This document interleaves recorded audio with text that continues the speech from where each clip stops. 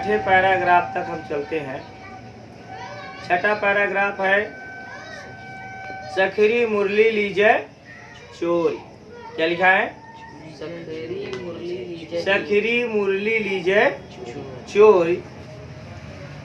जिन गोपाल कीन्हे अपने बस, जिन गोपाल कीन्हे अपने बस, प्रीति सबन की तोर, सखरी मुरली लीजय चोर। ध्यान देना। छिन एक घर भीतर निसि बासर, धरत न कबहू छोर, कबहू कर कबहू अधरन, कबहू कटि खोसर जोर। ना जानो कछु मेली मोहिनी, राखे अंग अंग भोर, सूरदास प्रभु कौ मन सजनी, बध राग की डोर। ठीक। अब ध्यान दीजिएगा, प्रस्तुत पद्यांश में भगवान श्री कृष्ण के प्रति प्रेम और उससे ईर्ष्या करती गोपियों की मनोदशा का चित्रण किया है। अब देखो कहानी थोड़ा सा चेंज हो गया है, कहानी अब अलग हो गई। नहीं समझा? अभी आपने पिछले कुछ पैराग्राफ में पढ़ा था कि भगवान श्री कृष्ण के नटखट स्वभाव का वर्णन किया गया।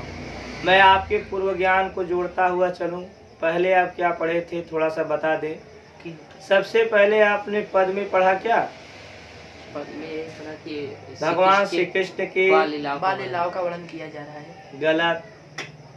सूरदास जी कहते हैं मैं ऐसे करुणामय और दयावान स्वामी की बार बार वंदना करता। सूरदास स्वामी करुणामय बार बार बंदौती पड़ी, यही था। फिर उसके बाद साकार और निराकार ब्रह्म के बारे में उन्होंने बताया। ठीक। फिर उसके बाद भगवान श्री कृष्ण के उस बचपन का वर्णन बताए जब भगवान श्री कृष्ण दो पैरों से भी नहीं चल पा रहे थे, हाथ और पैर दोनों मिला करके अर्थात घुटने के बल चल रहे थे, इतने मतलब कि छोटे से थे। तत्पश्चात जब स्थिति बदली तो थोड़ा सा और आगे बढ़ा। अब यहाँ पे क्या बताया गया? भगवान श्री कृष्ण की उस समय का वर्णन है जब वे और बड़े हो गए हैं, इतने बड़े हो गए हैं कि वे गाय चराने के लिए अपनी माता यशोदा से हठ कर रहे हैं, जिद कर रहे हैं। लिखा है ना कि मैं अपनी सब गाय चरई हूँ, तेरे कहे न रहे हूँ, और ग्वाल सब गाय चरई हूँ न, और प्रात हो तो बल के संग जई हो, तेरे कहे न रही हो। ग्वाल बाल गायन के भीतर न कहूँ डर नहीं। ये सब बातें कही कि मैं गाय चराने के लिए वन में जाऊंगा, ये हो गया। फिर गए, गाय चरा करके आए। स्थिति कैसी थी? आए माता से निवेदन करने लगे कि हे माता, अब गाय चराने के लिए मैं वन में नहीं जाऊंगा, कभी नहीं। हो मैया हाउ न चरई हो गाय, मैं अब गाय नहीं चराऊंगा। ये हो गया। अब देखिए सूरदास ने ऐसे पैराग्राफ को यहाँ पे रखा है। अब भगवान श्री कृष्ण और बड़े हो गए हैं, इतने बड़े हो गए हैं कि अब इनके हाथ में बांसुरी आ गई। श्याम तेरी बंसी बजावे घनश्याम, राधा का भी श्याम हो तो मीरा का भी श्याम। गाना पे सुनो। इसके रिगार्डिंग बताया जा रहा है क्या? भगवान श्री कृष्ण को बंसी, बंसी बोले तो मुरली, बांसुरी से बड़ा ही लगाव था, बड़ा ही प्रेम था। और बांसुरी से उन्हें इतना अधिक शौक था बजाने का कि वे गोधन पर्वत पर हमेशा बांसुरी बजाए हुए, कदम्ब की डाल पर, यमुना नदी के किनारे नाग नथैया करते हुए, गोकुल वन उपवन सब जगह वे बांसुरी बजाया करते थे। उनका पूरा का पूरा दिन इसी में व्यतीत हो जाया करता था। ध्यान से कहानी सुन लीजिएगा, आपको समझ में आ जाएगा। भगवान श्री कृष्ण अब इतने बड़े हो गए हैं और बचपन उनका बीता कैसे जानते हैं? यस। भगवान श्री कृष्ण का बचपन गोपियों और ग्वाल बालों माने अपने दोस्तों मित्रों के साथ खेलते हुए उनका बचपन कैसे बीत गया पता ही नहीं चला। लेकिन इसी बचपन काल में अपने पूर्वा अवस्था नहीं बल्कि ऊर्ध्वावस्था में, उत्तरावस्था में, खत्मा वाली अवस्था में बचपन के उन्हें बांसुरी मिल गई। और जैसे ही बांसुरी को उन्होंने प्राप्त किया और उसे बजाया, उस बांसुरी से उन्हें इतना अधिक लगाव हो गया, इतना अधिक प्रेम हो गया कि आप जान लीजिए इसमें लिखा है ना कि संपूर्ण गोपियों और ग्वाल बालों का प्रेम भी फीका हो गया। ऐसा गोपियों को प्रतीत हो रहा है, ग्वालों को प्रतीत हो रहा है। वे कह रहे हैं कि यह वही कान्हा है जो हमारे साथ खेलते कूदते नाचते गाते गही गही बाही नाचते कूदते पूरा का पूरा दिन इसका बीत जाता था। आज यह कान्हा इस छोटे से बांस की बांसुरी के लिए उत्साहित है। इस बांस की बांसुरी को बजाते हुए इसका पूरा दिन बीत जा रहा है। हम ग्वालों, हम गोपियों की कोई इसे सुध नहीं है। हम वही ग्वाल वाले हैं, हम वही गोपियां हैं जिनके साथ खेलते हुए इसका पूरा दिन व्यतीत होता है। आज ये एक बांसुरी पा गया है, उस बांसुरी में इतना मगन, इतना मस्त, इतना आनंदित या आह्लादित है, इतना प्रसन्न चित्त है, खुशियों से भरा पड़ा है। गोपियां कहती हैं कि हम गोपियों को भी भूल गया है। समझ में आ रहा ही नहीं? गोपियों को बड़ा चिंता हो गया, बड़ा टेंशन हो गया, तकलीफ हो गया गोपियों को।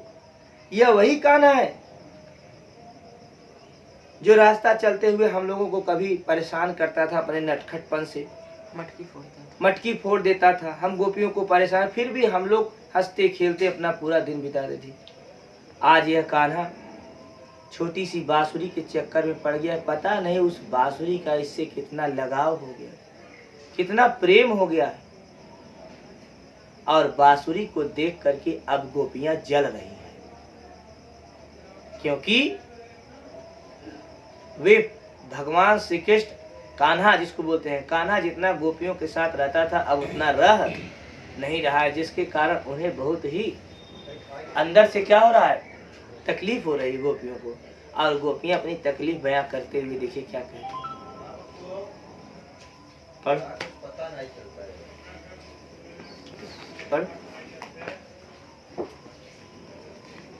कौन सा पैराग्राफ? वही पैराग्राफ, सखी मुरली लीजे, जो छठा है ना। Yes sir. पढ़ी। सखी रे मुरली लीजे लीजे चोरी, जीनी गोपाल किन्हें अपने बस, प्रीति सबन की तोरी, छीन एक घर भीतर निसी बासर धरत, न कबहू छोरी कबहू कर कबहू अधरनी कटी कबहू खोसत जोरी, ना जानो कछु मेली मोहिनी, राखे अंग अंग भोरी, सूरदास प्रभु को मन, सजनी बंधयो राग की डोरी। जी बढ़िए।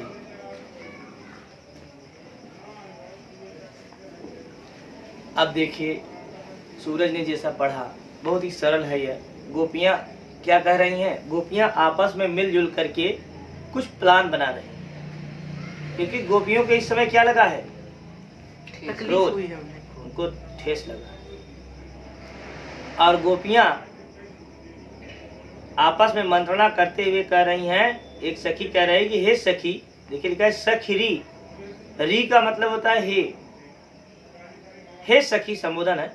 हे सखी आओ हम सभी लोग मिल करके उस कान्हा की मुरली को ही चुरा लेते। उस बांसुरी ने हमको इतना अधिक टेंशन दे दिया है, इतना अधिक तकलीफ दे दिया है कि वह कान्हा हमसे आज अलग हो गया।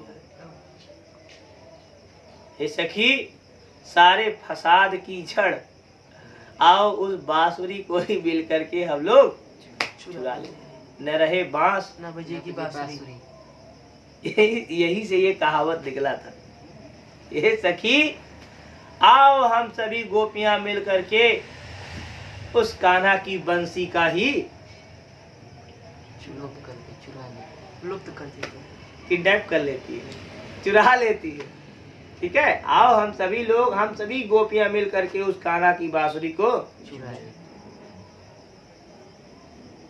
कैसी, क्यों?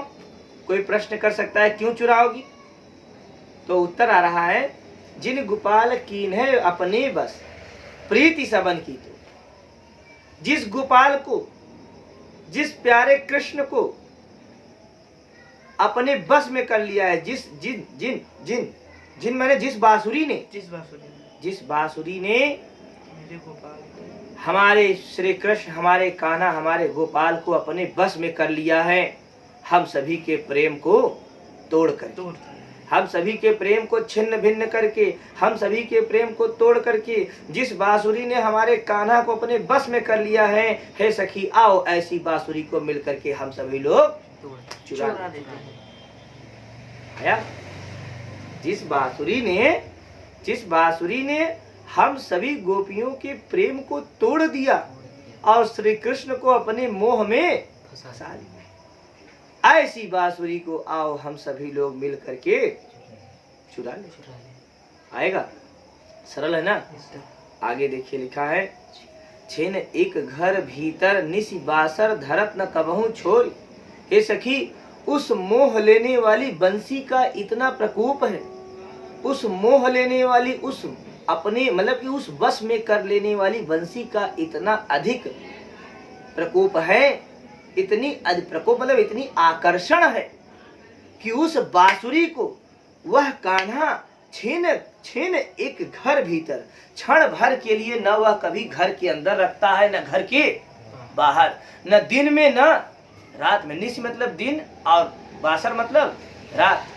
क्षण भर के उस बांसुरी का कान्हा के प्रति इतना आकर्षण हो गया है कि उस बांसुरी को वह कान्हा क्षण भर के लिए, माने वो क्षण लोहा वाला क्षण ना है, कुछ समय के लिए कुछ समय के लिए, पल भर के लिए, सेकंड के लिए, सेकंड लिखना नहीं है, न्यूनतम अत्यंत अल्प समय के लिए भी उस बांसुरी को न तो वह घर के भीतर रखता है, न घर के बाहर, न दिन में न रात में। देखिए लिखा है, धरत न कबहू छोर, अपने से छोर माने अलग करके वह कभी नहीं रखता है अपने साथ में, अपने से अलग वो क्षण भर के लिए, न दिन में न रात में।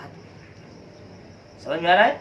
आगे क्या लिखा है, कबहू कर, उस बांसुरी को कभी अपने, इधर देखिए, उस बांसुरी को कभी अपने हाथों पर लिए रहता है, कबहू अधरन, कभी होठों पर लिए रहता है, तो कबहू खोसत जोर, तो कभी कटी माने कमर, तो कभी वह उस बांसुरी को अपने कमर में खोसे रहता है, मत लिखना, लटकाए रहता है, टांगे रखता है, टांगे रहता है या लटका है, ये मत कहना कभी अपने कमर में खोसे रहता है, एग्जामिनर कंफ्यूज हो जाएगा, ये खोसे रहता है क्या है सोच सकते हैं, ये नहीं कहना है। आप कहेंगे कि कबहू कर, कभी वह उस बांसुरी को अपने हाथों में लिए रहता है, कभी अपने होठों पर लिए रखता है, तो कभी उस बांसुरी को अपने कमर में टांगे हुए रखता है। ना जानो कछ मेली मोहिनी, हे सखी, ना जाने उस मोह लेने वाली बांसुरी का कैसा उसका मेल हो गया है कि राखे अंग अंग भोर, कि वह उसे अपने अंग अंग में लिए रखता है, कभी वह उसे अपने से अलग ना जानो कछु मेल मोहिनी। हे सखी, उस बांसुरी को मोहिनी कह दिए, वह बांसुरी की मोह लेने वाली इतनी अधिक कला है, वह बांसुरी ने पता नहीं ऐसा कौन सा सम्मोहन का जादू चला दिया है, उस बांसुरी ने ऐसा कैसा मोह लेने वाला कार्य कर दिया है, जिसके कारण उस बांसुरी को वह अपने साथ अंग अंग अंग प्रत्यंग कहीं न कहीं लिए रखता अरे कभी हाथों में लिए रहता है, कभी होठों पर है, कभी कमर में खोसे रहता है। ना जानो कछ मेली मोहिनी राख्यो अंग अंग होय। ना जाने उस मोह लेने वाली बांसुरी का कितना अधिक वश हो गया है कि वह उसे अपने अपने अंग अंग में लिए रहता है। सूरदास प्रभु को मन सजनी बधे राग की डोर। अंत सूरदास आ गया ना, तो क्या लिखेंगे? अंत में सूरदास जी कहते हैं कि गोपियां कह रही हैं, हे सजनी अर्थात हे सखी, है ना, उस बंसी ने, उस बांसुरी ने श्री कृष्ण का मन प्रेम की डोरी से बांध दिया है, जिसके कारण हम सभी लोगों का प्रेम आज उसके प्रेम के आगे फीका पड़ जा रहा है। हे सखी, आओ हम सभी गोपियां मिल करके उस कान्हा की बांसुरी को ही चुरा लेते हैं। सरल हुआ? आ जाएगा ना? लास्ट लाइन में सूरदास जी। हाँ, सूरदास प्रभु का मन सजनी बधव राग की डोर। अंत में सूरदास जी कहते हैं कि गोपियां कह रही हैं, हे सजनी, हे सखी, उस बांसुरी ने श्री कृष्ण का मन प्रेम की डोरी से बांध दिया है, जिसके कारण हम सभी लोगों का प्रेम फीका पड़ जा रहा है। आओ ऐसी बांसुरी को मिल करके हम सभी गोपियां चुरा लेती। आ जाएगा? यस सर, आ जाएगा। सरल है ना? 7वां पैराग्राफ पढ़ो। उद्धव मोहि ब्रज विसरत नाही, वृंदावन गोकुल बन उपवन, सघन कुंज की छाई। प्रात समय माता जसुमती, अरुनंद देखी सुख पावत। माखन रोटी दहियो सजायो, अति हित साथ खवावत। गोपी ग्वाल बाल संग खेलत, सब दिन हसत सिरात। सूरदास धनी धनी ब्रजवासी, जिनसो हित जतुतात। अब देखिए लिखा है कि उद्धव मोहि ब्रज विसरत नाय, वृंदावन गोकुल वन उपवन, सघन कुंज की छाही। प्रात समय माता जसुमत, अरुनंद देख सुख पावत। माखन रोटी दद्ध सजायो, अति हित साथ खवावत। गोपी ग्वाल बाल संखेलत, सब दिन हसत सिरात। सूरदास धन धन ब्रजवासी, जिन सौ हित जतदास। ठीक है, ये ना, जिन सौ हित जदु दास। अब देखिए कहानी फिर बदली। ये पैराग्राफ सूर सागर से है, कुछ कुछ पंक्तियां काटी गई हैं। आप विद्यार्थियों को भगवान श्री कृष्ण की बहुत सी लीलाएं थी, समस्त लीलाओं को छोटे छोटे अंशों में रख करके आपको दिखाने का प्रयास किया गया है। अब भगवान श्री कृष्ण और बड़े हो गए हैं, युवावस्था में प्रविष्ट हो गए हैं। ठीक है, और आप लोगों को जैसा कि पता होगा, भगवान श्री कृष्ण के बड़े ही सौभाग्य की बात थी कि उनके 2 माता और 2 पिता थे। सही बात है नहीं? एक पालन पोषण करने वाले माता पिता और एक जन्म देने वाले, और एक जन्म देने वाले माता पिता। उनका पालन पोषण करने वाले माता पिता का नाम नंद और माता यशोदा था ना? और वास्तविक पिता माता का नाम वासुदेव और देवकी। वासुदेव और देवकी, जो कि वे किस नगर के थे? मथुरा। मथुरा मथुरा ना? और ये लोग कहाँ रहते थे? ब्रज के गोकुल नामक गांव में। ब्रज के गोकुल नामक गांव में रहा करते थे। कौन कौन रहा करते थे? ब्रज के गोकुल कौन है? ब्रज के गोकुल नामक गांव में रहा करते थे। कौन? श्री कृष्ण जी। ठीक, आप ध्यान दीजिएगा। स्थितियां बदली। भगवान श्री कृष्ण को देवकी और वासुदेव से अलग करके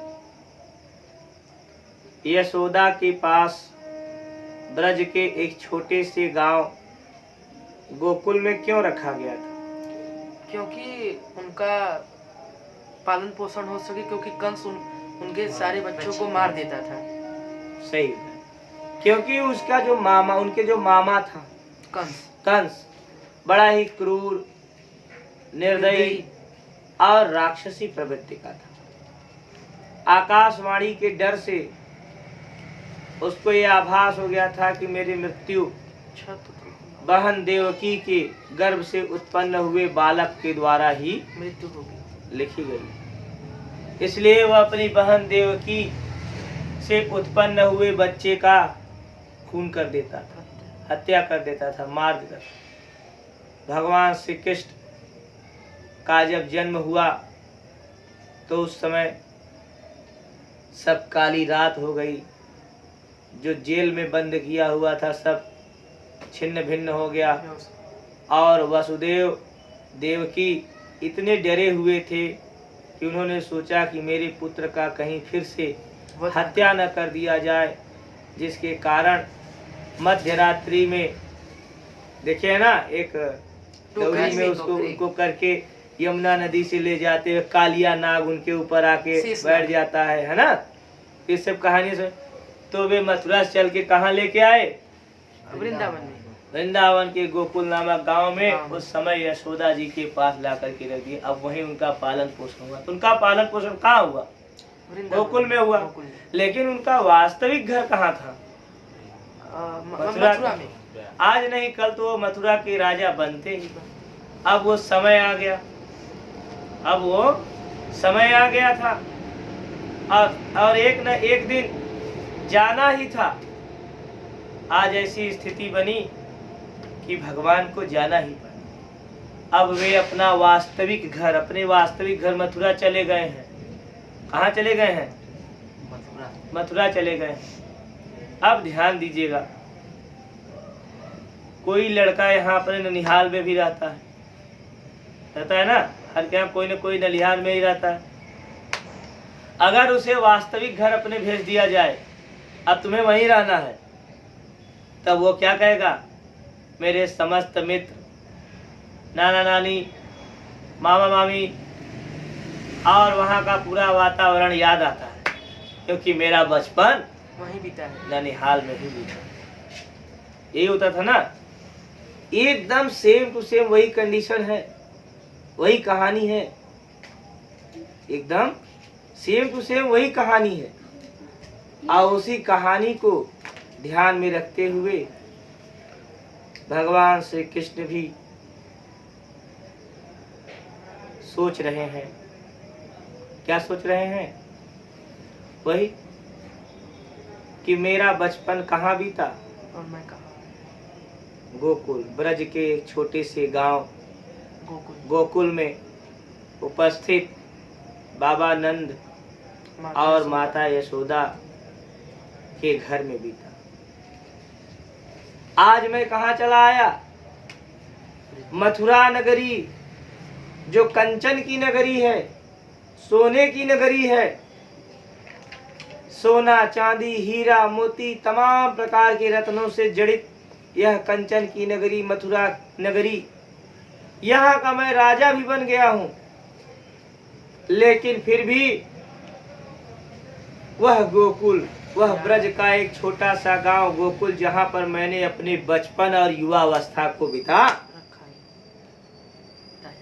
ऐसी स्थितियां, ऐसा वातावरण, ऐसी माता यशोदा और ऐसे मित्र, गोपी, ग्वाल, बाल, वृंदावन, ब्रज, उपवन, सगन, कुंज की छाई, तमाम प्रकार की स्थितियां मुझसे भूले से भूली नहीं जाती।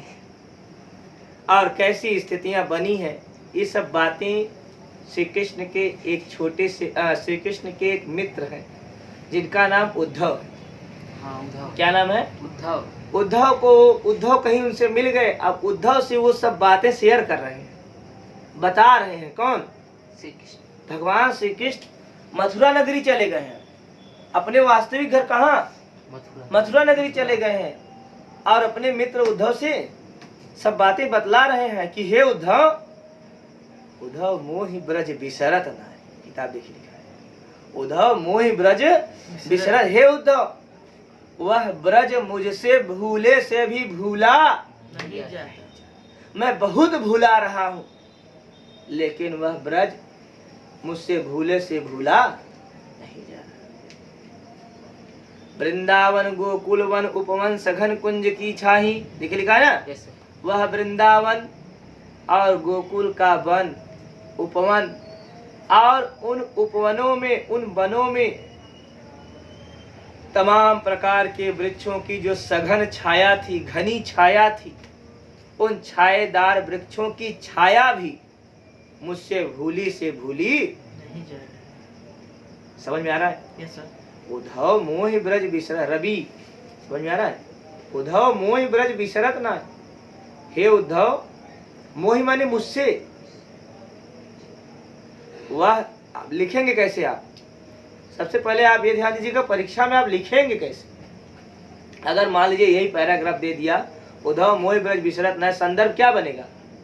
प्रस्तुत संदर्भ यही बनेगा ना, प्रस्तुत पद्यांश भक्त कवि सूरदास जी द्वारा विरचित महाकाव्य सूर सागर नामक महाकाव्य में वर्णित पद नामक शीर्षक से लिया गया है, जिसके रचयिता का है लिखेंगे आप पहले कर दिए ना। अच्छा, एक पूर्ण विराम का ये संदर्भ बना।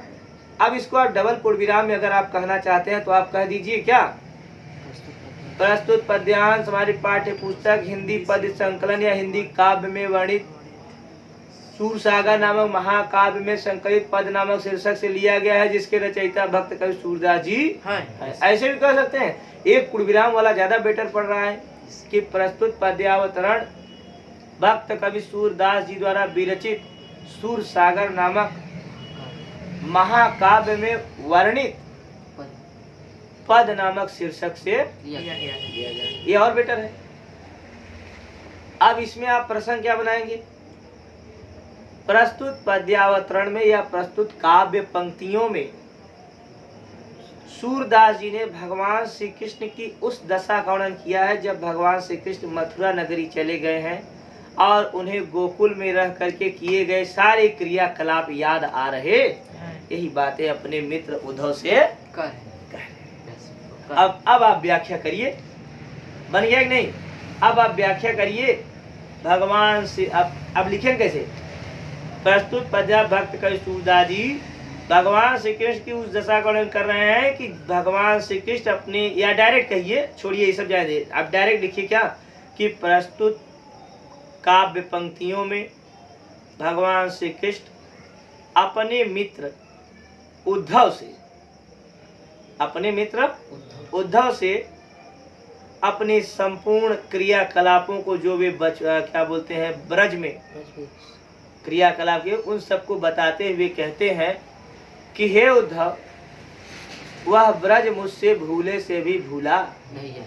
मैं उस ब्रज को बहुत भूलना चाहता हूँ, उस ब्रज के छोटे से गांव गोकुल को मैं बहुत भूलना चाहता हूँ, लेकिन मैं भूल। हे उद्धव, वृंदावन गोकुल वन उपवन सघन कुंज की छाही, वह वृंदावन और गोकुल वन उपवन, इन तमाम प्रकार के वनों की जो वृक्ष थे, उन वृक्षों से निकलने वाली घनी छाया, और उन छायाओं में मैं रहा हूँ, पला हूँ, बड़ा हूँ, इसलिए वे सब भी मुझसे भूले से भूले। आ जाएगा?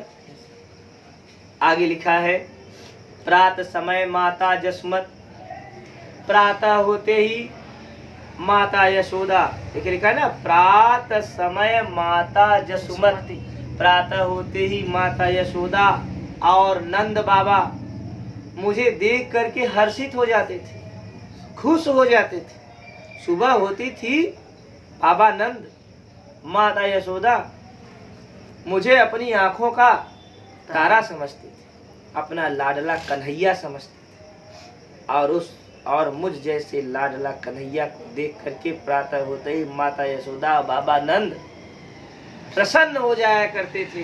देखा ना, प्रात समय माता जसुमत और नंद देख सुख पावत, और मतलब प्रातः होते ही माता यशोदा और बाबा नंद मुझे देख करके बहुत ही सुख पाते थे। प्रसन्न हो जाते थे, बड़े ही सुख का संचार होने लगता था उनके अंदर।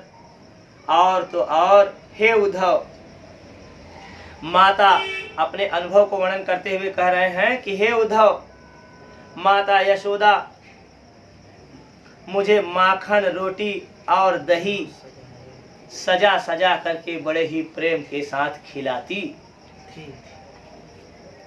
प्रातः होत माता यशोमत बाबा नंद और देख सुख पावत। प्रातः होते ही माता यशोदा और बाबा नंद देख करके मुझे बहुत ही खुश हो जाया करते थे।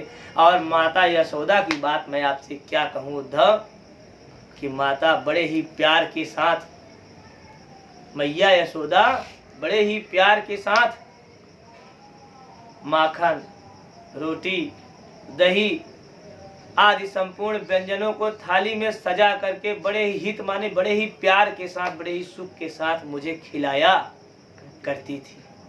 सरल हुआ कि नहीं? आगे क्या लिखा है?